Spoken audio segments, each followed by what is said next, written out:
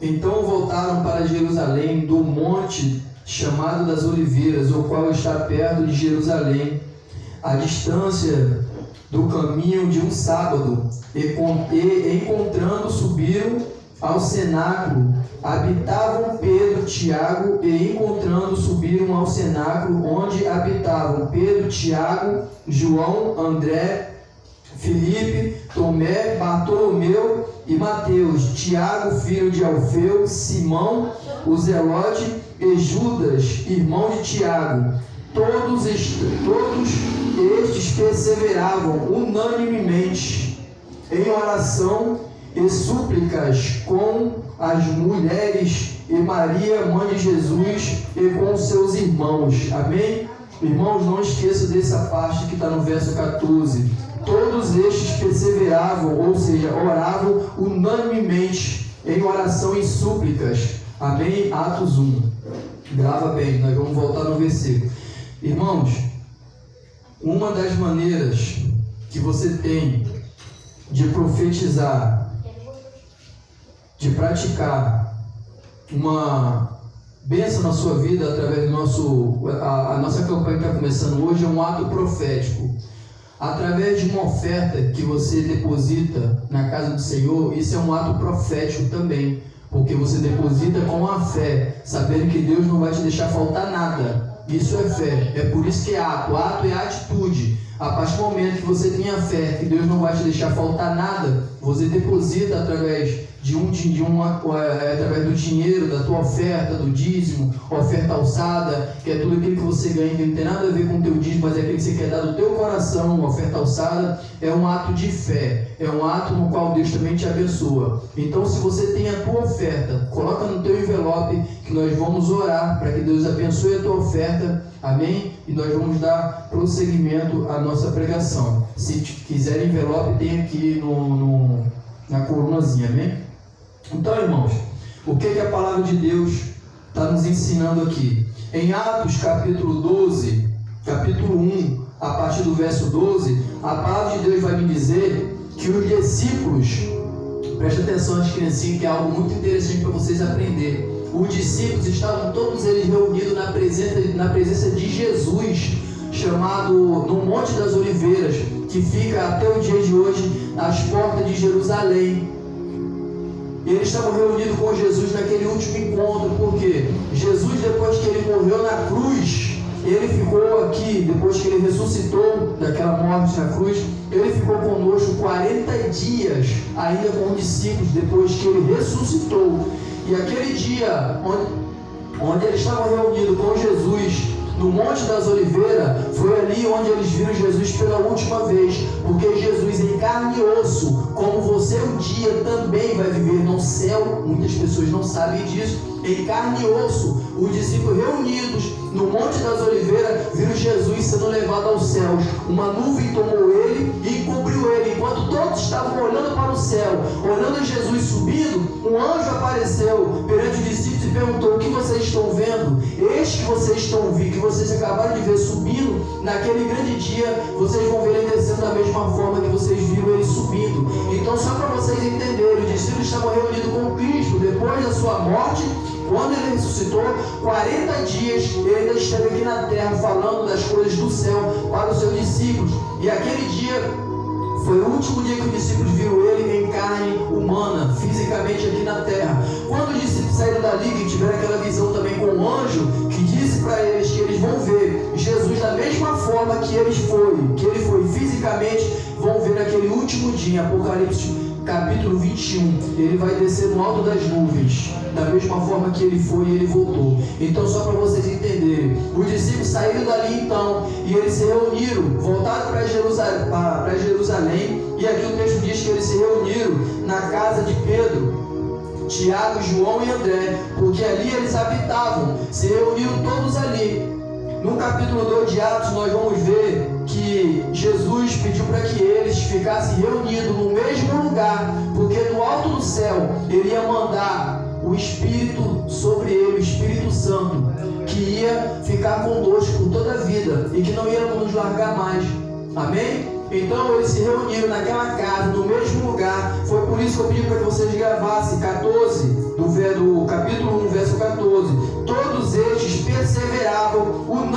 unanimemente em oração e súplicas com as mulheres, Maria, mãe de Jesus, e com seus discípulos. Amém? Então, irmãos, a nossa campanha profética tem muito a ver com essa passagem aqui do dia de Pentecostes, que foi quando um fogo desceu do céu e batizou aqueles homens. Por que uma campanha profética? Por uma campanha profética é você ter um ato profético de você ter fé para que Deus vai te abençoar em determinada questão que você quer. Só que um ato profético depende de uma atitude tua. Qual é a atitude tua, pastor? É você perseverar como os discípulos perseveraram, esperando o Espírito de Deus descer sobre os céus, descer do céu e batizarem ele em fogo, em línguas estranhas ou em outras línguas, amém? Só que o texto vai dizer que eles estavam perseverando unanimemente, unidos, com muita paciência. 120 foram batizados naquele dia, no dia conhecido como o dia de Pentecostes. Mas a palavra de Deus vai dizer que muito mais pessoas estavam ali. Só que muitos perderam a sua bênção, sabe por quê?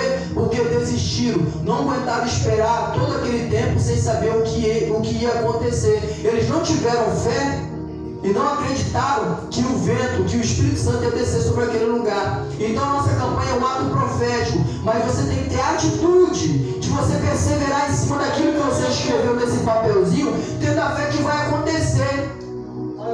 Escutem bem no jejum de Daniel, onde nós estamos aprendendo. Jejum de Daniel fez um jejum durante 21 dias.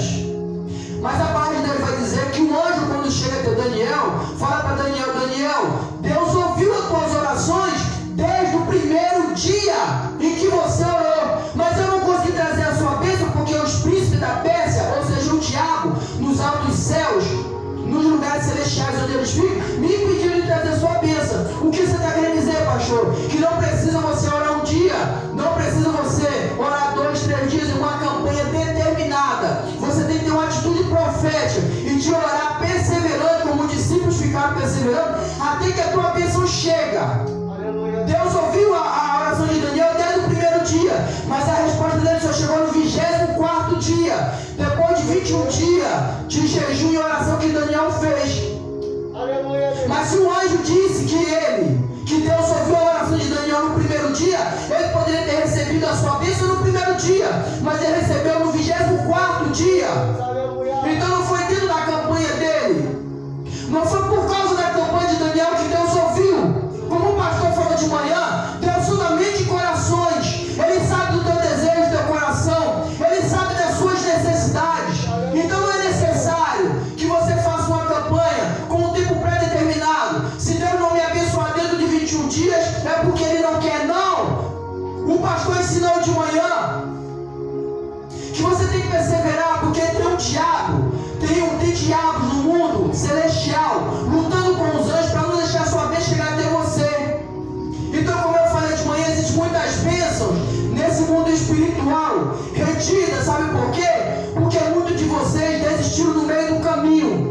E aquele anjo que eu falei de manhã, que pega a sua bênção, leva para Deus e quer trazer para você de volta, ele para no meio do caminho porque ele perde as forças. Porque você deixa de buscar pela sua bênção. Então o anjo relata para Daniel, o próprio anjo não é o profeta. O Senhor ouviu a tua oração, Daniel, desde o primeiro dia que você buscou. Porém eu só não consegui chegar aqui antes, porque os demônios me impediram. E só cheguei agora, depois de 24 dias, porque o arcanjo, um dos primeiros, Gabriel, veio me ajudar naquela batalha. Por isso que eu estou aqui. Amém? Então Daniel terminou a sua campanha dentro de 21, mas o anjo só chegou com a sua bênção no 24º dia. Então não foi a campanha de Daniel que fez com que a bênção chegasse até ele, mas o ato profético dele, de jejuar, de orar e buscar Deus, confiando que a sua bênção ia chegar. Então nós teremos 21 dias de campanha, de campanha nessa igreja, mas o pastor está querendo te explicar que se sua bênção não chegar dentro de 21 dias, você não tem que parar de buscar por ela, porque se não chegar, é porque não chegou o momento de Deus te dar. Mas pode chegar no primeiro dia, como o anjo relatou para Daniel. Mas não perca a sua bênção, não desista no meio do caminho. Amém? Então, como eu falei para os irmãos, a gente busca conhecimento para trazer para vocês. Eu tenho falado de coisa aqui que as igrejas não falam, coisas loucas às vezes para a nossa mente, que a gente fica, poxa, mas eu sempre aprendi assim. Quem é que sabia que Jesus foi levado ao céu em carne e osso aqui? Seja sincero, alguém sabia? Ninguém sabia. Aí nós pensamos que nós seremos apenas uma matéria espiritual lá em cima. Não! Você não será uma matéria espiritual lá em cima. Tudo aquilo que você deixou na terra, até o seu último fio de cabelo, vai ser recuperado no último dia. E você vai ser como você é hoje. Em matéria física, você vai viver no céu. Pastor maluco, eu sou maluco, eu prego aquilo que ninguém prega, porque está na Bíblia, está na palavra. Apocalipse 21. Me explica. Naquele grande dia você vai ser julgado pelos seus atos. Como é que você pode ser julgado por aquilo que você não sabe, se vai apagar da sua memória tudo aquilo que você viu na terra? Tem como ser apagado? Como é que uma pessoa é julgada por aquilo que ela não sabe? Você entendeu? No final dos tempos, Deus vai julgar você pelos seus atos. Então você vai ter que ter isso daqui.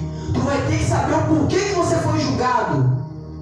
Então são coisas que eu passo aqui, que eu aprendo com pessoas muito mais graduadas do que eu, com pastor, professores de pastores, e eu trago, eu também confirmo, porque o homem também é falho. E o dom que Deus me deu de entender alguma coisa na palavra dele. Então, da mesma forma que Jesus ele foi levado ao céu em carne e osso, nós também iremos reinar com Cristo na Nova Jerusalém, em carne e osso. E você vai ter noção de tudo aquilo que você viveu na terra, para que você seja julgado por tudo aquilo que você fez. Tem Apocalipse 21. Amém? Quer uma prova disso? A parábola, a história que Jesus contou do rico e Lázaro, o mendigo. O mendigo ficava na porta do homem rico. Só para você ter ideia que você vai ter sensibilidade, vai ser como você é hoje. Não precisa nem precisar falar isso. Só ir mostrar no texto que Jesus foi levado em carne e osso, e da mesma forma você também vai ser lá. O mendigo vivia mendigando o pão na porta do homem rico. O homem rico dava para os cachorros, mas não dava para ele. Morreu os dois. Lázaro servia a Deus. Foi para o seio de Abraão, foi para o céu. O homem rico foi para o inferno. E lá do inferno, sabe o que ele falou? Senhor, permita que eu volte na terra para falar com os meus irmãos, para não cometer os mesmos erros que eu. O Senhor disse, não, quem está aqui não pode ir para aí. Então ele falou, então permita que Lázaro molhe a ponta do seu dedo. Ou seja, Lázaro tinha um dedo e tinha água. Você está vendo como é que fisicamente você vai estar no céu? Permita que Lázaro molhe a ponta do seu dedo e sacie a minha sede. Você está vendo que você não será somente um espírito, mas você vai ter consciência de tudo que você fez na terra para você ser julgado pelos seus atos? Amém? Se ele deitar, deixa ele aí mesmo. Amém? Então você vai ser julgado por tudo aquilo que você fez. Por tudo aquilo, deixa ele quietinho aí. Por tudo que você fez, você será julgado naquele grande dia. Deus vai pedir para você, mostre. É porque tem muita gente que prega que a pessoa não vai lembrar do que aconteceu. Pega o microfone. Amém? Então o pastor está falando, muitas pessoas pregam de fato que você não vai saber de nada que aconteceu na terra. Mas a Bíblia prova ao contrário.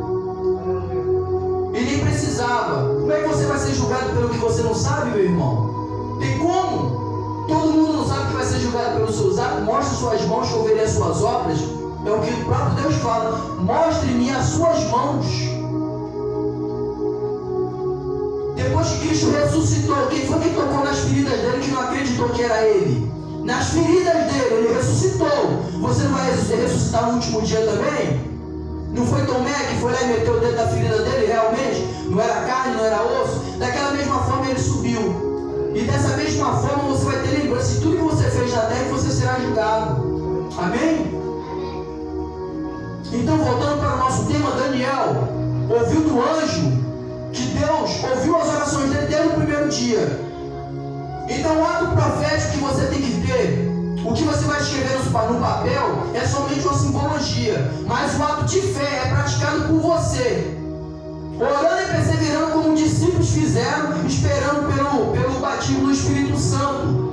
Esse é o ato profético, e não tem limites. Se você quer por uma bênção, por ela até que ela venha. Mas o que muitos não sabem, e está aqui na Bíblia, é que eles não foram batizados em línguas estranhas, em língua dos anjos. Eles foram batizados em outras línguas, inglês, japonês, desse tipo. Por muito tempo eu me perguntei por que eles não foram batizados com línguas estranhas. Amém? Por quê? Porque Jesus tinha pedido para eles, para ir a toda parte do mundo e levar o Evangelho. E como é que você vai a toda parte do mundo levar o Evangelho se você não sabe falar em outras línguas? Amém? Entendeu agora? Felipe já entendeu. Se Deus ele ordenou os discípulos para ir em toda parte do mundo pregar o Evangelho, como é que eles iriam pregar o Evangelho sem entender outras línguas? É por isso que eles não foram batizados em línguas estranhas e nem na língua dos anjos, e sim em outras línguas, para que eles tivessem o dom de evangelizar em toda parte do mundo. Foi por isso que ele foi batizado em outras línguas. Amém? Aleluia.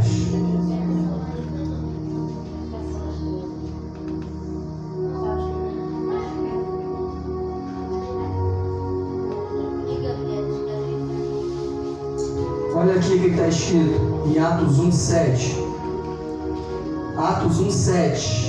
Atos 1:7, muito antes do batismo deles, no dia do Pentecostes.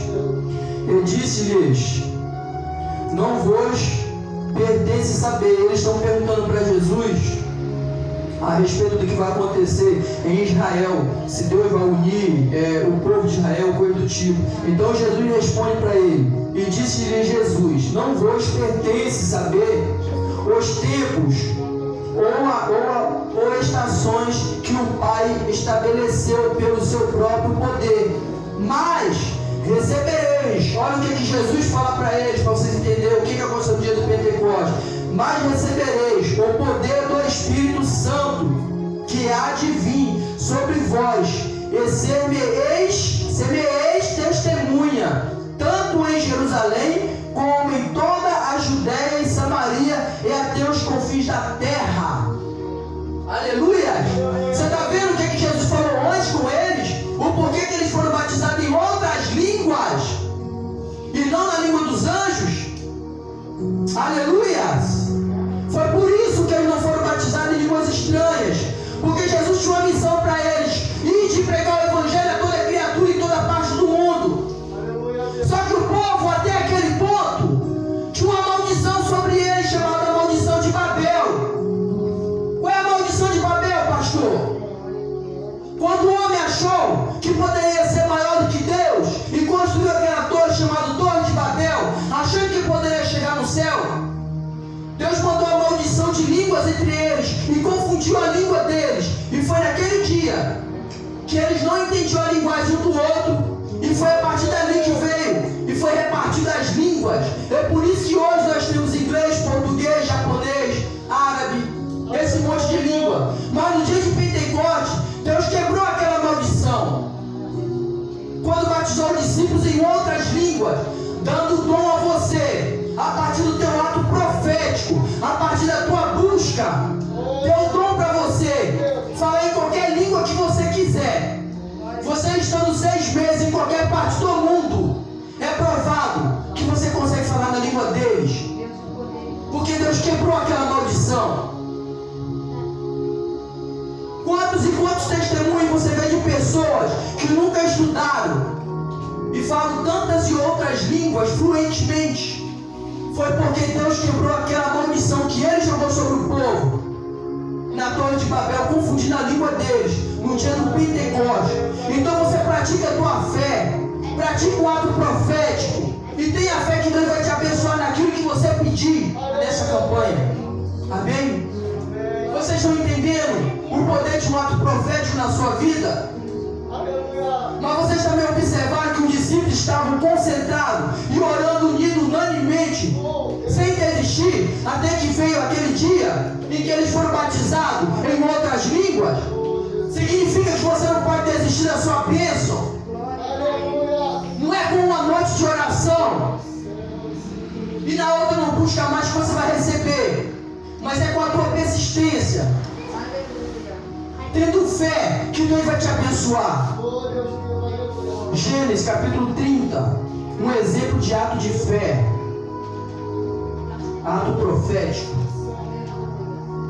Exemplo de um ato profético, Gênesis capítulo 30, abram lá. Amém? Abram lá, irmãos. Aqui está o segredo do teu ato profético para você ser abençoado. Gênesis 30, aleluia. Aqui você vai entender que não é esse papelzinho que está nas suas mãos, que não é um óleo ungido, que não é um pano, nenhuma água que abençoa você, mas o teu ato profético. Amém? Então escreva nesse papelzinho tudo aquilo que você quiser. Peça a Deus. E depois você conta o teu testemunho. Mas insista, persista em oração, como fez aqueles profetas, os discípulos de Cristo. Amém? Podemos ler? Então tomou Jacó. Escuta. Capítulo 30, 37, desculpa, eu não falei. Capítulo 30, verso 37. Aleluia. Aqui você vai entender o que é um ato profético. Glória a Deus. Versículo 37.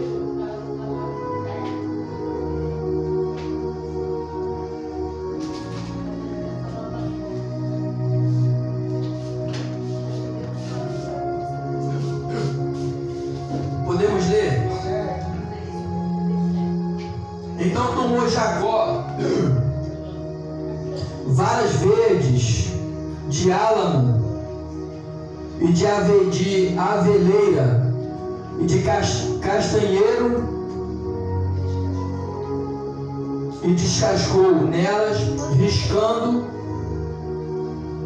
riscas brancas, descobrindo a sua pureza que nas varas havia. Depois estas varas que tinham descascado em frente aos rebanhos,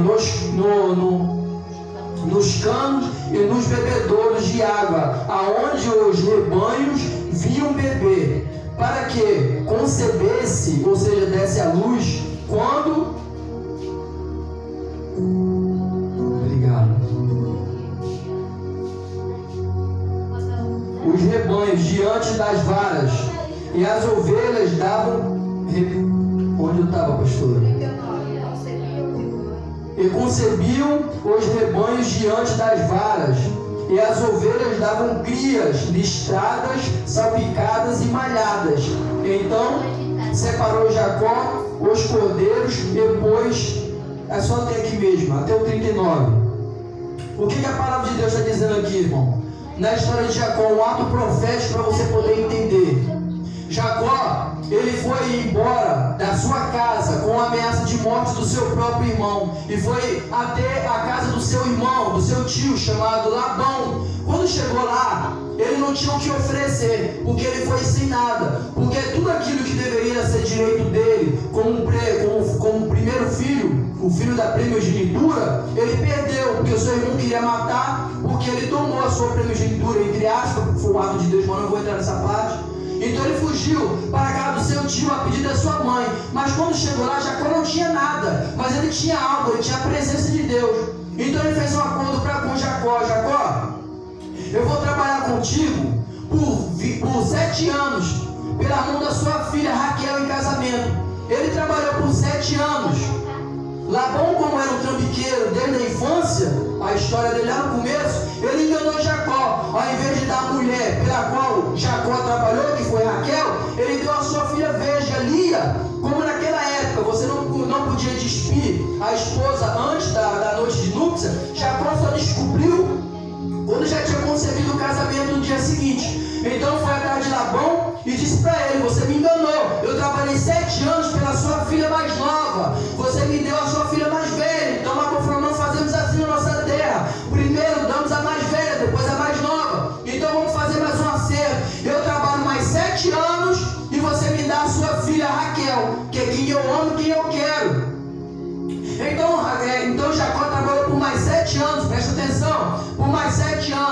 até conseguir a mão de Raquel. Mas quando ele conseguiu a mão de Raquel, ele não tinha mais nada a oferecer para Labão, para continuar trabalhando para Labão. Então ele fez um acordo com Labão. Labão pediu, aliás, que ele ficasse, fez mais um acordo com ele. Trabalha para mim por mais 7 anos. E vamos fazer o seguinte: todas as ovelhas que não têm o mesmo valor do que as ovelhas perfeitas, as malhadas, salpicadas, malhadas, manchadas, as pretas, que elas têm mancha, elas serão tuas. Aquelas que devem crer do meu rebanho, Jacó, vão ser tuas durante 7 anos. As ovelhas perfeitas serão minhas. Jacó, tá bom então. Todas as salpicadas, e malhadas e manchadas serão minhas, tem menos valor. As ovelhas perfeitas serão tuas. Então Jacó começou a trabalhar para Labão com esse acordo. Só que Labão ele era tão trambiqueiro.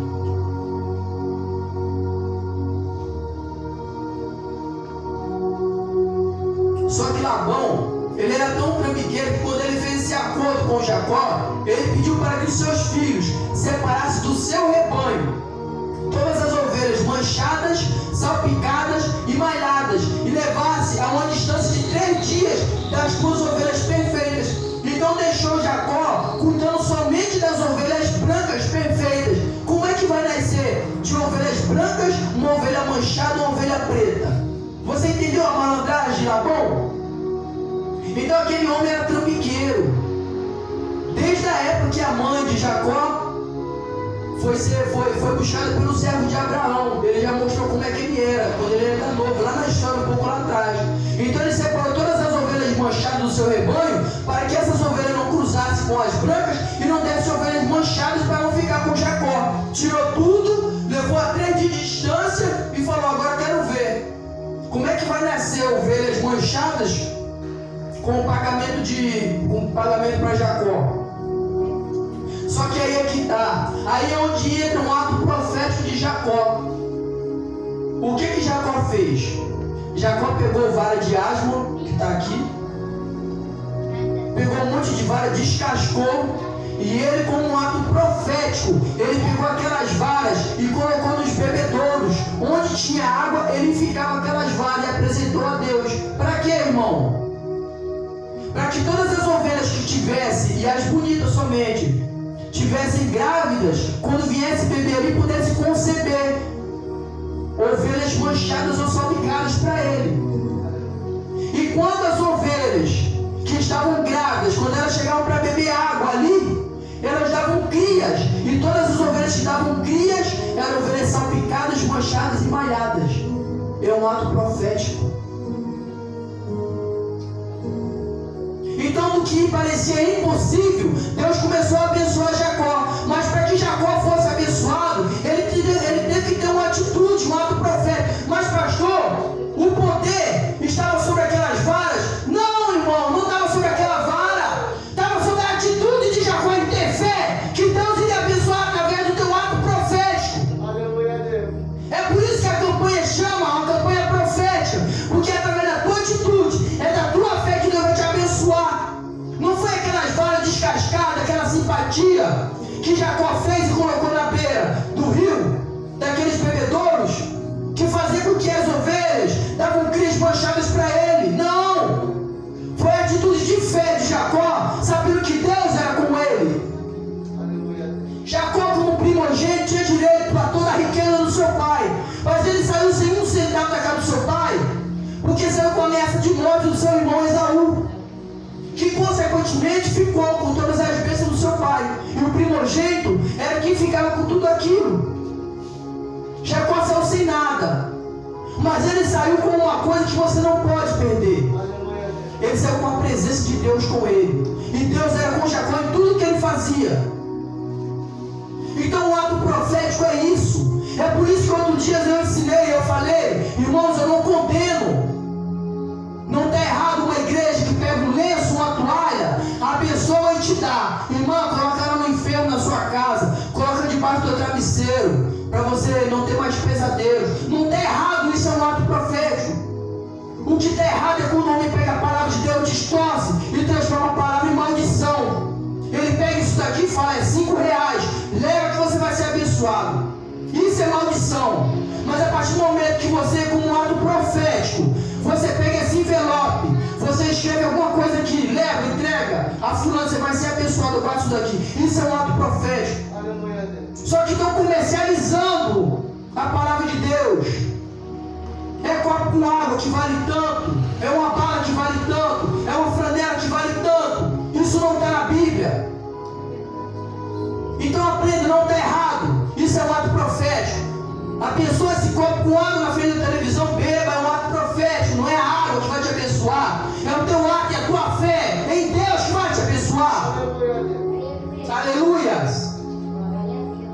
Então Jacó, ele fez um ato profético com Deus. Ele descascou aquelas varas, colocou diante dos bebedouros. Ele orou a Deus e falou: Senhor, abençoa que todas as ovelhas que estiverem grávidas, que beberem água, que vão dar cria manchadas em 7 anos. Jacó estava mais rico do que o seu sogro. E o seu sogro mudou por mais de 10 vezes o negócio que fez com Jacó. Porque Jacó só prosperava. Mas ele tinha presença, tinha fé e tinha atitude. Um ato profético. Quem abençoa é Deus, mas quem tem que tomar atitude é você. Aleluia. O próprio Jesus nos ensinou, desde o início do ministério, que você tem que usar a palavra que liberta, que é essa daqui. Ele tinha poder para fazer com o seu próprio poder. Ele tinha poder para realizar milagres, mas ele fazia questão de narrar a palavra de Deus, ou de falar com Deus antes para fazer alguma coisa. O que Jesus fez com o cego de Jericó? Fez um lodo com cuspe e areia, passou no olho dele. Foi o cuspe que curou, foi a areia que curou. Aleluia, Deus. Não foi o cuspe nem a areia. Foi o ato profético daquele homem acreditar que ele podia ser curado. Agora vai e lave no tanque de Betesda. Ele foi lá e teve fé. Quando ele lavou, tirou aquela areia, ele voltou a enxergar. E quando Jesus multiplicou o pão, 2 pães, para mais de 7.000, foi quantos pães, pastor? Foi 7 pães e 2 peixinhos. 7 pães e 2 peixinhos. 5 pães. 5 pães e 2 peixinhos. Olha um ato profético feito pelo próprio Jesus, que fez questão de nos ensinar a praticar o que está escrito. Ele podia falar: pelo meu próprio poder, eu vou multiplicar esses pães. Mas olha o que ele fez. 5 pães e 2 peixinhos apresentava, só para você ver o que é um ato profético. 5 pães e 2 peixinhos foi apresentado a Jesus para mais de 7.000 homens e mulheres, sem contar as crianças, e não contava também as mulheres. Ou seja, foi mais 30% de mulher, dá para mais de 10.000 pessoas. 5 pães e 2 peixinhos, o que ele fez? Quem foi que abençoou o pão? Foi Jesus? O que ele fez? Primeiro ele apresentou o pão a Deus. Isso é um ato profético. Primeiro ele apresentou o pão a Deus, que é quem nos dá a bênção, quem nos abençoa é Deus. Aleluia. Todas as vezes você tem que fazer alguma coisa na sua vida, se você quer alguma coisa, apresenta a Deus primeiro. É um ato profético. Depois que ele apresentou a Deus, ele deu aos discípulos e mandou distribuir. Mas quem foi que fez também isso? Multiplicou os pães para 200 homens.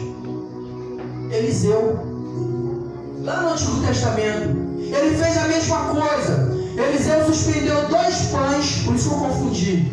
Eliseu suspendeu 2 pães e mandou que o discípulo dele distribuísse para mais de 200 homens. Mas o que ele fez primeiro? Um ato profético. Por quê, pastor? Porque ele é um homem que abençoa, ou traz a sua própria bênção, é Deus.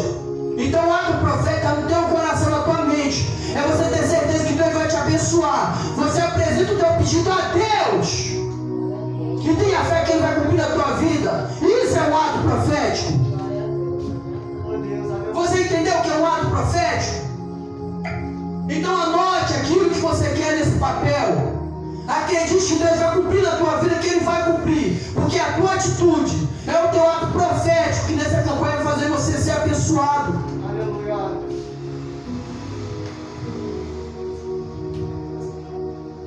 É um ato de fé, irmãos. Oh, Deus Santo, aleluia, Jesus. Na nossa última campanha, eu falei de manhã, eu vou repetir porque tinha irmãos que não estavam aqui. Fizemos 7 dias de campanha no monte, onde cada um fazia o seu pedido também em oração. Nós pedimos pelo ministério, Senhor, por que a igreja está vazia? No último dia lá no monte. E nós recebemos a nossa bênção, porque o que nós escrevemos foi em relação ao ministério. Senhor, por que a igreja está vazia? E Deus nos respondeu na mesma hora que o Espírito de Deus desceu naquele lugar e começou a falar conosco através da boca da pastora. A igreja está vazia porque eu não vou enviar para lá qualquer pessoa. Eu vou mandar para lá prostituta, traficantes e pessoas com grande necessidade de libertação. É perder ou não é? Tu está preparado para isso? Nós nos assustamos também. E ele falou, e para isso vocês estão sendo preparados no fogo. É por isso que a igreja está vazia. Porque eu não quero lá qualquer pessoa. A igreja está vazia porque eu quero. Foi isso que ele quis dizer. Porque eu não vou mandar para lá qualquer pessoa que vai te atrapalhar, vai atrapalhar vocês. E estava acontecendo isso. Eu entendi o porquê. Eu entendi o porquê que Deus falou. A palavra porquê. Porque eu quero. Vou mandar para lá pessoas com grande necessidade de libertação, prostitutas e traficantes. E que é uma prova disso? Uma semana antes do final da campanha, nós nos reunimos, o irmão Felipe já estava aqui, e nós já tínhamos ido evangelizar onde os traficantes ficam reunidos ali. Mas Deus colocou no meu coração na parte da manhã, vocês vão para lá e vocês vão pregar com mais firmeza para eles. Deus falou comigo de manhã, à noite confirmou através dela. Nós começamos a jejuar e nos programar para ir. O diabo se levantou de tal forma para a gente não poder ir evangelizar para eles. Aí quando chegou no monte, Deus falou isso para a gente, nós entendemos o porquê que o diabo se levantou e aconteceu um monte de coisa e nós não conseguimos evangelizar para eles. É porque antes de nascer no nosso coração o desejo de evangelizar eles, já tinha nascido como todas as coisas antes no coração de Deus, que nós iríamos lá. E por isso que o diabo se levantou. Aí na semana seguinte Deus falou no monte, vou enviar para lá traficantes, prostitutas e pessoas com grande necessidade de libertação. A semana Deus deu a experiência de falar com um traficante dentro da cadeia, pelo meu celular. Da onde que surgiu? É tremendo, irmão. Tremendo o que aconteceu naqueles 15 dias para provar para você, não preciso provar para você, mas uma maneira de falar só para você ver como foi real tudo que aconteceu naquele monte e tudo que Deus provou. Ele provou, antes de acontecer no monte, ele nos entregou, ele estava provando. A pastora está lembrando aqui, na mesma semana que nós nos programamos para ir buscar por eles, o diabo começou a se levantar. Aí Deus começou a revelar e a mostrar o porquê que o diabo se levantou. Ela foi ligar no telefone de uma senhora que tem uma padaria na esquina da nossa rua, onde ela mandava mensagem sempre para separar pão quente para ela. Quem atendeu foi um traficante dentro do presídio. Ele começou a falar um monte de palavrão com ela. Ela respirou fundo, acho que estava em TPM.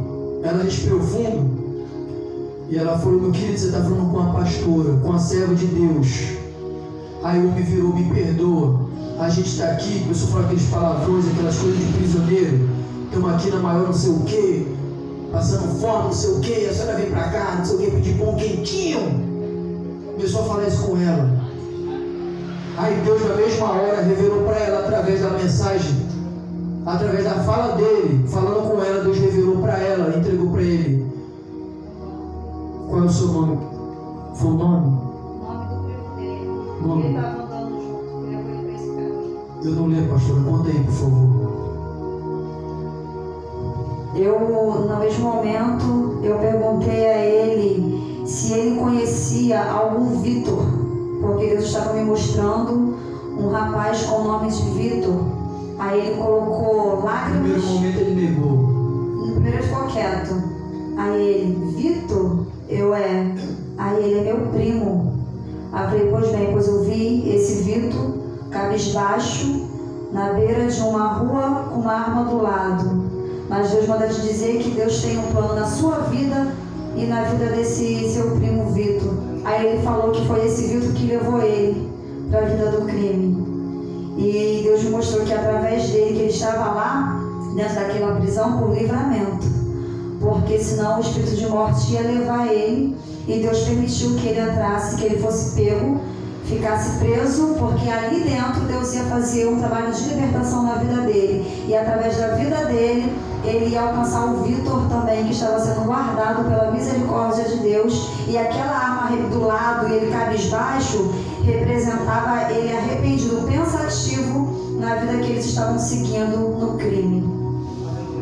Vocês entenderam? Então Deus começou a provar que o que nasceu no nosso coração de ir atrás deles já tinha nascido no coração de Deus primeiro, que era realmente da vontade de Deus que nós fôssemos lá, mas nós não vigiamos e deixamos o diabo brincar e atrapalhou os nossos planos. E aí quando chegou no monte, Deus foi e revelou com mais clareza. Deus mostrou através dessa revelação que Deus de fato quer que a gente trate essas pessoas. É por isso que Deus, quando eu cheguei aqui, Deus começou a revelar pra gente que essa igreja pequena, sem aparência, que ainda não tem uma bateria, não tem músico, mas vai chegar em nome de Jesus, vai fazer a diferença nesse lugar. Que a gente está aqui pelo amor, pela palavra e pela obra, porque senão a gente não estava aqui. A gente já pediu o pastor presidente, vamos abrir uma igreja no centro do Gramacho, no centro de Caxias, onde as pessoas têm, entendeu? Mas quando ela sentou aqui, quando a gente inaugurou a igreja, ela perguntou: Senhor, o que eu estou fazendo aqui? E Deus falou para ela: já se esqueceu do que você me pediu? Me pediu para levar em lugares de pessoas necessitadas. Acha que eu ia levar vocês para a Zona Sul? Tá aí, é aí que eu quero vocês. Quando eu estava fazendo esse banheiro, presenciei um assalto na minha frente. O meu carro encostou num carro que estava sendo assaltado na hora. Os caras tudo com arma. Eu tremi e temi. Se eu não dispor o carro que eu ia bater, praticamente encostei no carro, eu seria mais uma vítima do assalto deles, ou eles fariam alguma covardia, com medo, porque meu carro é todo escuro, e no escuro debaixo do viaduto não dava para ver nada, de chovendo. Eu fui dando ré aos pouquinhos, fui dando ré. Quando estava a uma certa distância, eles mostraram 38 cromado assim, eu pisquei o farol, querendo dizer: tá tudo bem. 3 sapatões, 3 mulheres deitadas na chuva, na água, na escuridão, gritando e pedindo socorro. Ninguém ajudou, só eu, porque presenciei. Meu carro estava colado. Cheguei em casa e comecei a chorar. Ela veio feliz da vida, toda alegre pelo ministério, pelo que Deus estava fazendo na nossa vida, porque era a resposta das nossas orações. Eu comecei a chorar mais, era porque eu não tive coragem de falar para ela do que eu presenciei, que ela não tinha vindo, porque senão ela não tinha vindo aqui, ainda mais com meus filhos. Ela não ia querer vir. Não, fui na principal lá embaixo, essa, como é que é o nome dela? Na Rio Magé, no viaduto, para pegar o Washington Luiz. Debaixo daquele viaduto aí, quando vai chegando ao Washington Luiz. Então, quando ela chegou, ela começou a expor a alegria dela. Eu comecei a chorar mais ainda. Ela: por que foi? Eu estou chorando de alegria, de felicidade.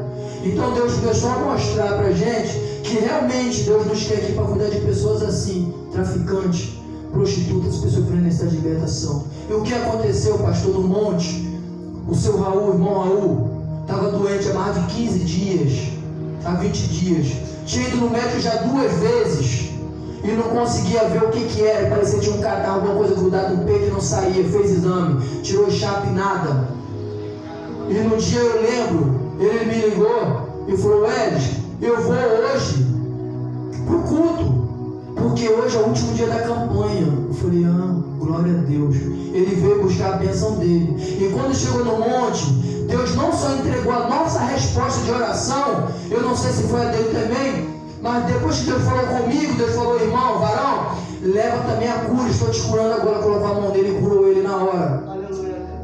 Ele ainda falou para ele: leva a cura para minha serva que está em sua casa, para a sua esposa. Também estava doente a esposa dele, você lembra? Estava doente também a esposa dele. Leva a cura para minha serva. E leva uma palavra de consolo para minha serva Luciene, a filha dele.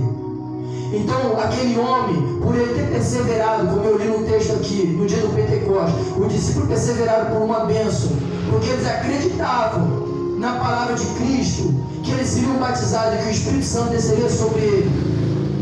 Então, um bom exemplo para ele me ligou e fez questão de vir para terminar o último dia da campanha. Foi curado no monte, levou a cura para sua esposa e uma palavra de libertação para sua filha. O que estava passando a filha dele? Um esposo que já tinha outra família. traindo a sua filha por anos, já tinha construído outra família, mas não saía da casa dela, estava perturbando ela. E Deus falou: levar para minha filha, que hoje eu estou tirando as pedras de tropeço da vida dela. Era aquele homem que batia nela, agredia ela moralmente, fisicamente, e desculpa, até sexualmente. Era um monstro. Porque eles não nos contaram o testemunho depois do que Deus falou no monte. E a pedra de tropeço que Deus falou que ia tirar da vida dela era aquele homem. Depois que Deus falou aquilo, 15 dias depois, ele decidiu ir embora de casa de uma vez e deixou ela. Foi a pedra de tropeço que Deus falou: fala para minha serva que hoje eu estou tirando a pedra de tropeço da vida dela. E ela mudou. E ela mudou, tá mais feliz. Mudou, só vivia tomando remédio de depressão, antidepressivo, só vivia na cama. Eu não posso falar porque faz parte da igreja. Se eu fosse falar para vocês o que aquele homem era capaz de fazer com aquela mulher topada de remédio, como eu falei a vocês, eu falava: vamos para a delegacia, ele é um monstro. Aí Deus chegou lá no monte e falou: ó, estou tirando da vida dela a pedra de tropeço, fala com ela, manda mensagem para minha serva. Então ele levou a cura dele, levou a cura para a esposa dele, e ainda levou uma palavra de consolo, uma palavra de libertação para sua filha. Foi na campanha que nós fizemos aqui. Mas ele perseverou, ele quis fazer parte do último dia. Se ele não tivesse vindo no último dia da campanha, talvez ele tivesse perdido a sua bênção. É por isso que eu abri com Atos 2. Todos estavam reunidos no mesmo lugar, perseverando, acreditando que o que Jesus falou ia acontecer, aquele Espírito ia descer. Aleluia. E nós também recebemos a resposta que nós queríamos. Uma semana depois, irmãos, do que Deus falou pra gente que ia mandar aqui prostitutas, traficantes e pessoas com grande necessidade de libertação,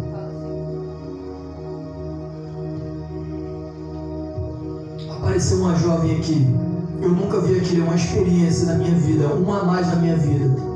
Eu nunca vi Deus, porque foi Deus, porque o diabo não leva ninguém para a igreja.